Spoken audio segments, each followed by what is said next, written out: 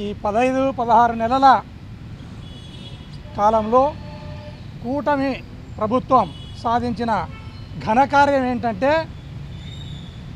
మీరు జైలు అంటున్నారు, మేము బెయిల్ అంటున్నాం, మీరు జైలు అంటున్నారు, మేము బెయిల్ అంటున్నాం, మీరు జైలు అంటున్నారు, మేము బెయిల్ అంటున్నాం. ఈ రకంగా అభివృద్ధిని, సంక్షేమాన్ని పక్కన పెట్టి జైలు బెయిల్తోనే ఈ 15 నెలల కాలం, 16 నెలల కాలం పుణ్యకాలం గడిచిపోయింది. అయ్యా చంద్రబాబు నాయుడు, నీ లాఠీలతోనో, తుపాకీ తూటాలతోనో, పోలీస్ స్టేషన్లతోనో, ఇట్లాంటి సెంట్రల్ జైళ్లతోనో, నీ ఎర్రబుక్కుతోనో ప్రజాస్వామ్యాన్ని ఖూని చేయలేవు. నువ్వు ప్రతిపక్షాల గొంతును కూడా నొక్కి పడేయలేవు. ఇది చరిత్ర చెప్పిన నిజం. ఈవెన్ ఇందిరాగాంధీ ఎమర్జెన్సీ పెట్టినప్పుడు కూడా ఇంత భయానకమైన పరిస్థితి ఈ రాష్ట్రంలో లేదు, ఈ దేశంలో కూడా లేదు. ఇందిరాగాంధీ ఎమర్జెన్సీ కంటే నూరంతల ఇబ్బంది పెడుతున్నావు నువ్వు ప్రజల్ని కానీ, మా ప్రతిపక్షాలను కానీ.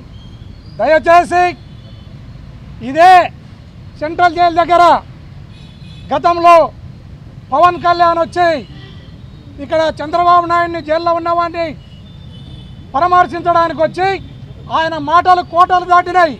ఈరోజు ఆయన గడప దాటే పరిస్థితి కూడా లేదు. దయచేసి ఈరోజు మనం గమనిస్తే మిథున్ రెడ్డి గారు గౌరవ ఎంపీ, 3 సార్లు ఎంపీగా ఎన్నికైన వ్యక్తి, అతన్ని లోపల పడేసి ఇప్పుడు ములాఖతులో నాకు తెలుస్తున్నది ఏంటంటే అక్కడ నరమానవుడు కనపడకుండా, అతన్ని ఎవరితో మాట్లాడనీయకుండా అంతర్జాతీయ తీవ్రవాదిని చూస్తున్నట్లు ఆ రకమైన చర్యలను తీసుకుని అతన్ని హీనాతిహీనంగా హింస పెడుతున్నారు. ఇది ప్రజలందరూ కూడా గమనించాలి. ఈరోజు 4-5 కిలోమీటర్ల దూరం నుండి బ్యారికేడ్లను కట్టినారు. ఇటువైపు ఏ ఒక్క జన సంచారం లేకుండా పాకిస్తాన్ బార్డర్లో ఏ రకమైన బందోబస్తు ఉందో ఆ రకమైన బందోబస్తును పెట్టడం జరిగింది. ఇదే అవసరమా అని ఈ ప్రభుత్వాన్ని నేను ప్రశ్నిస్తున్నాను.